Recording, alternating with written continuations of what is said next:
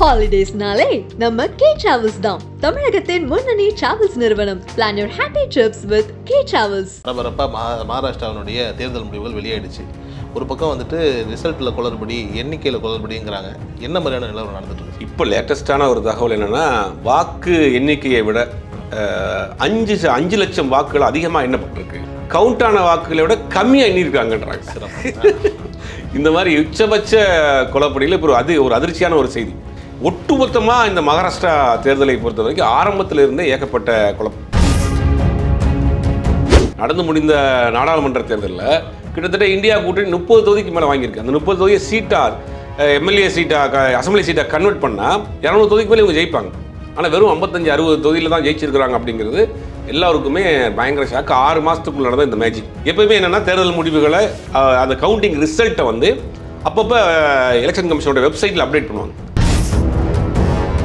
இப்போ எதிர்கட்சிகள் வந்துட்டு இதை பற்றி ஒரு பெரிய ஒரு விஷயமா எடுத்துக்காததுக்கான காரணம், மகாராஷ்டிரா தேர்தல் முடிவு வந்து அவர்களுக்கு ஒரு பெரிய ஒரு கிளாரிஃபிகேஷனை கொடுத்துருக்கும். சார், இன்னொரு விதமாக பார்த்தா அப்படின்னா கூட இப்போ நடந்து முடிந்த நாடாளுமன்ற தேர்தலில் வந்துட்டு ஆல்மோஸ்ட் இந்தியா கூட்டணியும் பாஜகவும் வந்துட்டு ரொம்ப க்ளோஸில் தான் வந்துட்டு பாஜக ஜெயிச்சது. தொங்கு பார்லிமெண்ட் வருங்கிற மாதிரியெல்லாம் கூட பேசினாங்க இல்லையா?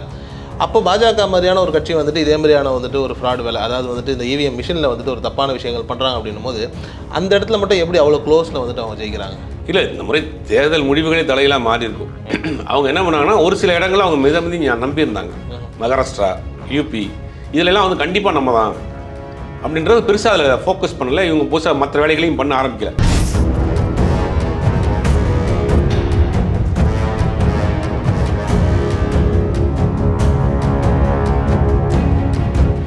ஆகாயம் நேயர்களுக்கு வணக்கம். நான் உங்கள் அஷ்ரஃப். இன்று நம்மோடு இருப்பது சினிமா மற்றும் அரசியல் விமர்சகர் திரு ஜுபேர் அவர். வணக்கம். பரபரப்பாக மகாராஷ்டிராவினுடைய தேர்தல் முடிவுகள் வெளியாயிடுச்சு. ஒரு பக்கம் வந்துட்டு ரிசல்ட்டில் குளறுபடி, எண்ணிக்கையில் குளறுபடிங்கிறாங்க. என்ன மாதிரியான நிலவரம் நடந்துட்டு இருக்கு? இப்போ லேட்டஸ்டான ஒரு தகவல் என்னென்னா, வாக்கு எண்ணிக்கையை விட 5 லட்சம் வாக்குகள் அதிகமாக எண்ணப்பட்டிருக்கு அப்படிங்கிறாங்க. அவங்க தேர்தல் ஆணையம் கொடுத்த ஒரு நம்பர்ஸ்க்கும் கவுண்ட் பண்ண நம்பர்ஸ்க்கும் ரொம்ப டிஃப்ரென்ஸ் இருக்குது அப்படின்னு எதிர்க்கட்சிகள் பெரிய அளவில் போராட்டம் பண்ணிருக்காங்க. ஒரு 8 தொகுதிகளில் கவுண்டான வாக்குகளை விட கம்மியாக எண்ணியிருக்காங்கன்றாங்க. இந்த மாதிரி உச்சபட்ச குளப்படியில் இப்போ ஒரு அதிர்ச்சியான ஒரு செய்தி. 5.5 லட்சம் வாக்குகள் வந்து பவுலிங்கை விட அதிகமாக எண்ணப்பட்டிருக்கு. யார் போட்டா, எப்படி மிஷின் வந்துச்சு அப்படிங்கிற ஒரு குழப்பம் போயிருக்கு. இது தொடர்பாக முன்னாள் தலைமை தேர்தல் ஆணையராக இருந்த குரேஷி அவர்கள்ட்ட கேட்குறாங்க, என்னுடைய பதவிக்காலங்களில் இந்த மாதிரி ஒரு சம்பவம் கூட நடைபெறல, ஆனால் சமீப காலம் இந்த மாதிரியான சம்பவம் நடக்குது. நீங்கள் வந்து அவர் என்ன சொல்கிறார், சேஃப்டியாக நீங்கள் தலைமை தேர்தல் ஆணையத்தில் தான் நீங்கள் அதை பற்றி பேசணும் அப்படின்னு போகிறாரு. ஒட்டுமொத்தமாக இந்த மகாராஷ்டிரா தேர்தலை பொறுத்த வரைக்கும் ஆரம்பத்தில் இருந்தே ஏகப்பட்ட குழப்பம். ஹரியானா அண்டு காஷ்மீர், ஜார்க்கண்ட், மகாராஷ்டிரா 4 மாநிலத்திற்கும் ஒரேதாக தேர்தல் நடத்துகிறதா இருந்துச்சு. என்ன பண்ணாங்க, திடீர்னு வந்து மகாராஷ்டிராவையும் ஜார்க்கண்டையும் 3 மாதம் தள்ளி போட்டுட்டு அந்த 2 தேர்தலையும் ஹரியானாவையும் ஜம்மு காஷ்மீரையும் முதல்ல நடத்தி முடிச்சிட்டாங்க. ஆக்சுவலாக இதோட சேர்த்து நடத்தணும். இந்த 3 மாதத்தில் என்ன பண்ணுறாங்க அப்படின்னா, கவர்மெண்ட் இருக்குது, ஒரு ரன்னிங் கவர்மெண்ட் இருக்குது. அவங்க சில ஸ்கீம் அறிவிக்கிறாங்க. பெண்கள் மகளிர் உரிமை தொகை இருக்கு இல்லையா, மகளிர் உரிமை தொகை, அது மாதிரியான ஸ்கீம் அறிவிச்சு 1200 அந்த மாதிரியான ஸ்கீம்லாம் கொடுக்குறாங்க. அந்த அரசு இயந்திரத்தை கரெக்டாக வந்து 2-3 மாதத்துக்கு வந்து அவங்க பயன்படுத்திட்டாங்க. நடந்து முடிந்த நாடாளுமன்ற தேர்தலில் கிட்டத்தட்ட இந்தியா கூட்டணி 30 தொகுதிக்கு மேலே வாங்கியிருக்கு. அந்த 30 தொகுதியை சீட்டாக எம்எல்ஏ சீட்டாக அசம்பிளி சீட்டாக கன்வெர்ட் பண்ணால் 200 தொகுதிக்கு மேலே இவங்க ஜெயிப்பாங்க. ஆனால் வெறும் 55-60 தொகுதியில் தான் ஜெயிச்சிருக்கிறாங்க. அப்படிங்கிறது எல்லாருக்குமே பயங்கர ஷாக்கு. 6 மாதத்துக்குள்ள நடந்த இந்த மேஜிக். அப்போ அதுக்கு அவங்க சொல்கிறாங்க, அவங்க கொடுத்த நலத்திட்டங்கள் மக்கள் எங்களை ஏற்றுக்கிட்டாங்க அப்படி இப்படி நிறையா சொன்னாலும் கூட ஆரம்பத்துலேருந்து இந்த தேர்தல் தேதியை ஏன் இங்கே தள்ளி வைக்கணும் அப்படிங்கிற ஒரு கேள்வி. இப்போ 2வதாக இந்த ஒரு சம்பவம் வந்து பெரிய ஒரு அதிர்ச்சியை கிளப்பியிருக்கு. 5.5 லட்சம் ஓட்டு வந்து நீங்கள் அதிகமாக எண்ணப்பட்டிருக்கீங்க, ஒரு 8 தொகுதிகளில் கம்மியாக எண்ணப்பட்டிருக்கீங்க அப்படிங்கிறது ஒரு குழப்பமான ஒரு சூழ்நிலை. இதில் ஏதோ நடந்திருக்கு அப்படின்ற மாதிரி தான் இப்போ வந்து லேட்டஸ்டான தகவல். இது எதிர்க்கட்சிகள் நாடாளுமன்றத்தில் எழுப்புவாங்க, தேர்தல் ஆணையத்தில் எழுப்புவாங்க. நாடாளுமன்ற தேர்தலிலேயே கூட இந்த மாதிரியான பிரச்சனைகள் வந்துச்சு. அதை பற்றி நிறைய ஆர்டிக்கல் இருக்குது.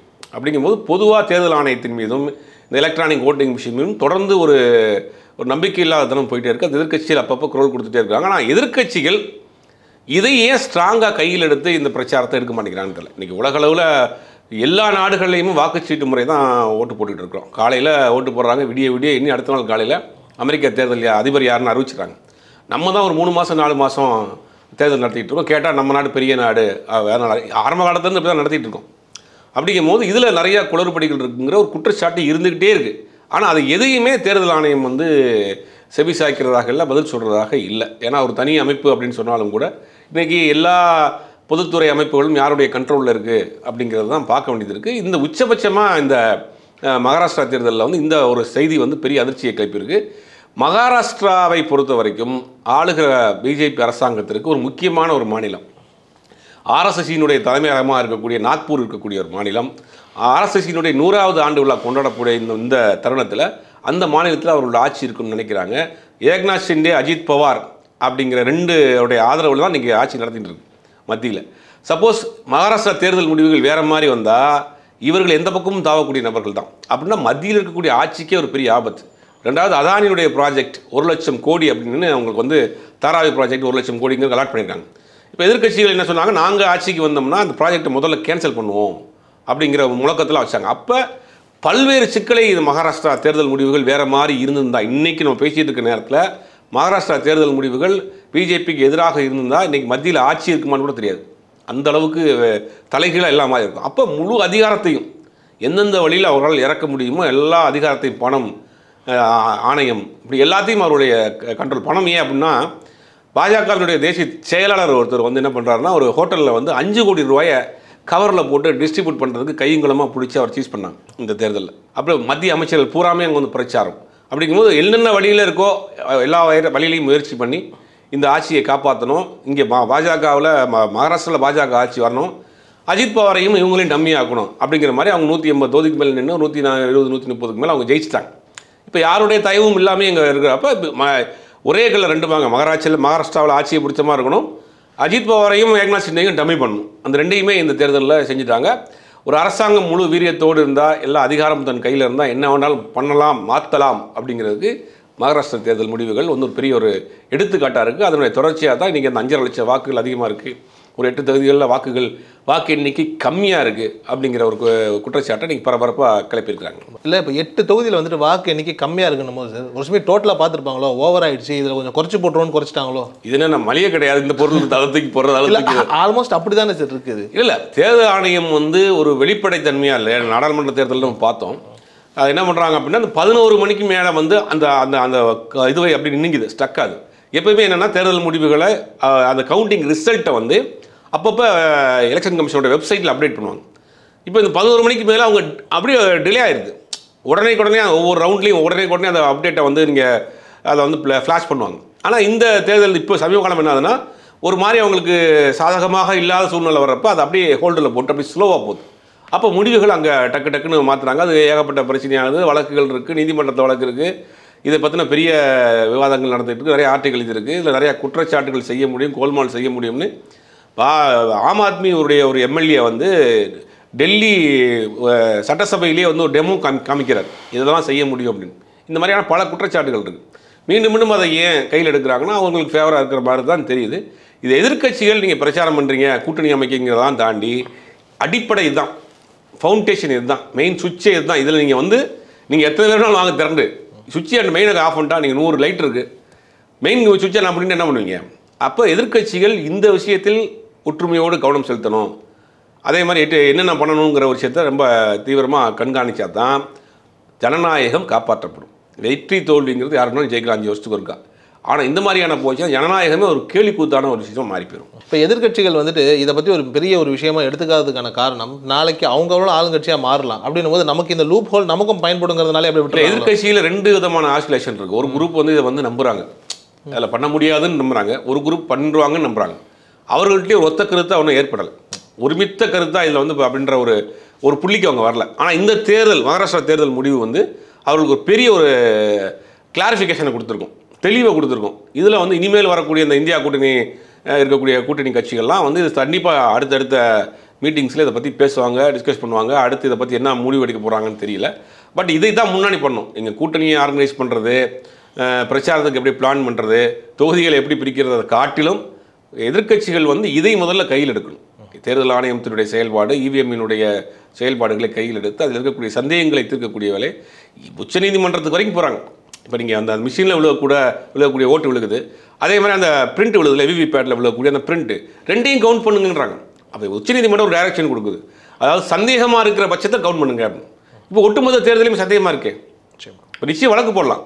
உச்சநீதிமன்றத்தில் எங்களுக்கு இந்த தேர்தலில் வந்து எங்களுக்கு சந்தேகமாக இருக்குது, இருக்கக்கூடிய அத்தனை தொகுதிகள்லையுமே 280 தொகுதிகள்லையுமே வந்து நாங்கள் வந்து விவிபேடை கவுண்ட் பண்ணோம், விவிபேடில் விழக்கூடிய அந்த ஸ்லிப்பையும் கவுண்ட் பண்ணி அந்த ஸ்லிப்பையும் இங்கே மிஷினில் விழுந்திருக்குது, ரெண்டையும் கவுண்ட் பண்ணி பார்க்கணும் கரெக்டாக இருக்கா அப்படின்னு. இதெல்லாம் வந்து வரக்கூடிய காலங்களில் அவங்க எடுத்துகிட்டு போவாங்களான்னு தெரியல. அப்படி செய்கிற பட்சத்தில் ஓரளவுக்கு கண்டுபிடிக்கலாம் என்னென்னு. ஆனால் சார் வரலாற்றில் இப்போ 5 லட்சம் ஓட்டு வித்தியாசமாக இருக்குது அப்படிங்கிறது வந்துட்டு இதுக்கு முன்னாடி நடந்திருக்கா இல்லை இதுதான் முதல் தடவை?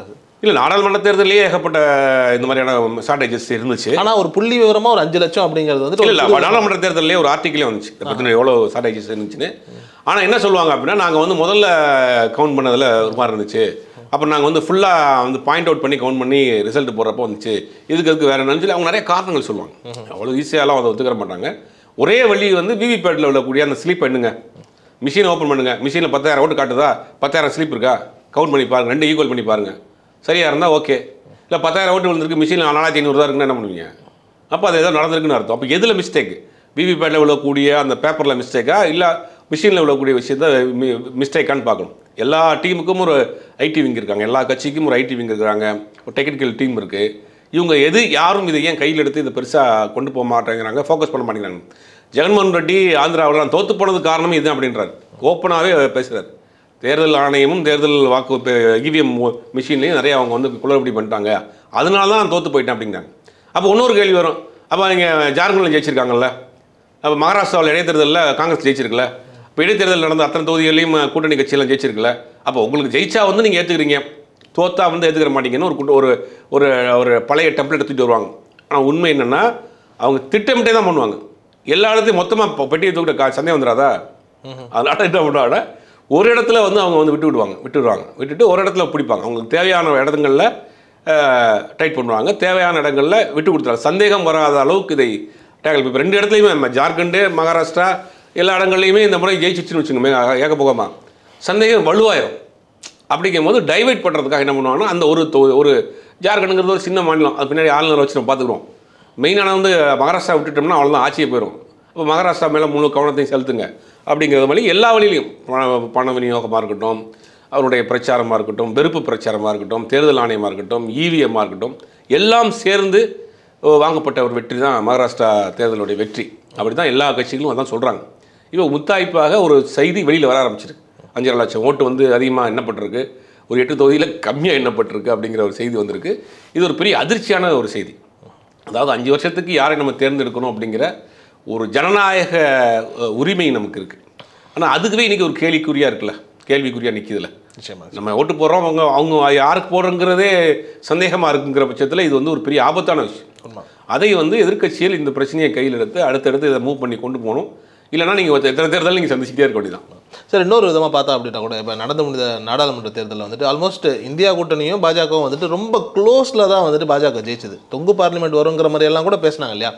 அப்போ பாஜக மாதிரியான ஒரு கட்சி வந்துட்டு இதே மாதிரியான வந்துட்டு ஒரு ஃப்ராட் வேலை, அதாவது வந்துட்டு இந்த இவிஎம் மிஷினில் வந்துட்டு ஒரு தப்பான விஷயங்கள் பண்ணுறாங்க அப்படின்னும் போது அந்த இடத்துல மட்டும் எப்படி அவ்வளோ க்ளோஸில் வந்துட்டு அவங்க ஜெயிக்கிறாங்க? இல்லை, இந்த முறை தேர்தல் முடிவுகளே தலையெல்லாம் மாறி இருக்கும். அவங்க என்ன பண்ணாங்கன்னா, ஒரு சில இடங்களில் அவங்க மிதமிதி நம்பியிருந்தாங்க. மகாராஷ்டிரா, யூபி இதிலெல்லாம் வந்து கண்டிப்பாக நம்ம தான் அப்படின்றது பெருசாக அதில் ஃபோக்கஸ் பண்ணலை. இவங்க புதுசாக மற்ற வேலைகளையும் பண்ண ஆரம்பிக்கல. உதாரணத்துக்கு ராமர் கோயில் இருக்கக்கூடிய ஃபைசாபாத் தொகுதியில் சமாஜ்வாதி பார்ட்டி கட்சி எம்பி ஜெயிக்கிறார். ராமர் கோயில் கட்டியிருக்கிறோம், அந்த தொகுதியில் நம்ம ஜெயிக்காமல் இருக்க போகிறோம், அங்கே போய் இது கை வைக்கணும் அப்படிங்கிற சில இடங்கள்லாம் அவங்க கொஞ்சம் லேசியாக விட்டுட்டாங்க. அந்த இடங்கள்லாம் பார்த்திங்கன்னா இந்த இவங்க வந்துட்டாங்க. அப்படிங்க மகாராஷ்டிரா பொறுத்த வரைக்கும் அதுதான். மகாராஷ்டிராவில் நமக்கு ஏற்கனவே மகாராஷ்டிராவை பொறுத்த வரைக்கும் இந்துத்துவா பேஸ்டு உள்ள ஒரு ஸ்டேட்டு, ஆர்எஸ்எஸ்னுடைய தலைமையகம் அங்கே தான் இருக்குது. அப்படிங்கும்போது மகாராஷ்டிராவை அவங்க பெருசாக கான்சன்ட்ரேட் பண்ணல. ஒரிசாவில் அவங்க இப்போ தான் முதல் முறையாக வர்றாங்க, பேஸே இல்லை. இப்போ அங்கே ஃபுல் அண்ட் ஃபுல் ஃபோக்கஸ் பண்ணுறாங்க. அப்போ ஒரு சில இடங்களில் அவங்க வந்து பெருசாக நாடாளுமன்ற தேர்தலில் விட்டுட்டாங்க. அது அவங்களுக்கு மற்ற எதிர்க்கட்சிகளுக்கு வந்துருச்சு. இப்போ யூபியிலையும் மகாராஷ்டிராவில் இந்த நடந்த ரிசல்ட் தான் ஆல் ஓவர் இந்தியாவில் நடந்திருக்கும். ஆனால் சில இடங்களில் அவங்க பண்ண வேலைகள், பிரச்சாரங்கள், மற்ற வேலைகள்லாம் தான் இன்றைக்கி இவ்வளோ பெரிய வெற்றியை கொடுத்துருக்கு. இருந்தாலும் கூட நாடாளுமன்ற தேர்தலில் எண்ணப்பட்ட ஓட்டிங் மிஷினில் அந்த பேட்டரி வந்து கிட்டத்தட்ட 1 மாதம் கழிச்சு ஓப்பன் பண்ணி என்றாங்க. 90% பேட்டரி இருக்குது. அது ஒரு சந்தேகத்தை கலப்புனாங்க. அதாவது மிஷினை ஓப்பன் பண்ணுறாங்க, 1 மாதம் கழிச்சு மிஷினை ஓப்பன் பண்ணி ஆன் பண்ணுறப்போ 90% காட்டுது. அதாவது ஒரு இவிஎம் மிஷினை ஒரு பூத்தில் வைக்கிறோம், காலையில் 6 மணிக்கு ஆன் பண்ணுறாங்க, திருப்பி சாயங்காலம் 6 மணி வரைக்கும் அந்த மிஷின் ஓடுது. ஓடின பிறகு அதை பார்த்துட்டு நோட் பண்ணிவிட்டு சீல் வச்சு அதை பேக் பண்ணி உள்ளே வச்சுறாங்க. 1 மாதம் கழித்து அதை ஓப்பன் பண்ணுறாங்க. அப்போ 1 மாதமும் காலையில் 6 மணி நேரம் ஓடின ஒரு மிஷினு எப்படி வெறும் 10% மட்டும் தான் இருக்கும். அது ஒரு சந்தேகத்தை கிளப்புனாங்க. அப்போ ஏதோ நடந்திருக்குங்கிற ஒரு சந்தேகம் வந்துச்சு. இதுக்கு முன்னும் இது வரைக்கும் தேர்தல் ஆணையம் இது வரைக்கும் எந்த விதமான விளக்கமும் கொடுக்கல. தொடர்ந்து கேட்டுக்கிட்டே இருக்காங்க. இந்த மாதிரி வாக்குப்பதிவில் குளறுபடிகள் இருக்குது, வாக்கு எண்ணிக்கையில் குளறுபடி இருக்குது, மிஷின் மேல் சந்தேகம் இருக்குங்கிற குற்றச்சாட்டை வச்சுக்கிட்டே இருக்கிறாங்க. இது வரைக்கும் அவங்க வந்து ஒரு பெரிய தெளிவான விளக்கம் கொடுக்கல. நீதிமன்றத்துக்கு போகிறாங்க. நீதிமன்றத்தில் வந்து அவங்க ஏதாவது சொல்லி வெளியே வந்துடுறாங்க. இப்போ இந்த முறை மகாராஷ்டிராவில் வந்துட்டு பிஜேபி அவர்கள் ஜெயிச்சிருக்காங்க அப்படின்னும் போது இது வந்துட்டு எந்த அளவுக்கு அவங்களுக்கு பலத்தை சேர்க்குது சார் பிஜேபி? இல்லை, பலத்தை ஆட்சியை காப்பாற்றிக்கிட்டாங்க. மாநில ஆட்சியையும் மத்தியில் இருக்கக்கூடிய ஆட்சியையும் இந்த தேர்தல் மூலியமாக காப்பாற்றிக்கிட்டாங்க. அவர்களுடைய முதலாளிகள் இருக்கக்கூடிய மாநிலம், இந்தியாவினுடைய தொழில் நகரமாக இருக்கக்கூடிய மாநிலம், அதிகமாக ஜிடிபி செலுத்தக்கூடிய மாநிலம், அரசின் தலைமையகமாக இருக்கக்கூடிய மாநிலம், பல்வேறு விஷயங்கள் அவங்களுக்கு வந்து முக்கியமான ஒரு மாநிலம், ரொம்ப ரொம்ப இம்பார்ட்டண்டான ஒரு ஸ்டேட். அப்படிங்கும்போது இதை அவர்கள் வந்து தக்க வச்சுட்டாங்க. ரொம்ப நன்றி. ஹாலிடேஸ்னாலே நம்ம கே டிராவல்ஸ் தான் தமிழகத்தின் முன்னணி டிராவல்ஸ் நிறுவனம். Plan your happy drips with K travels.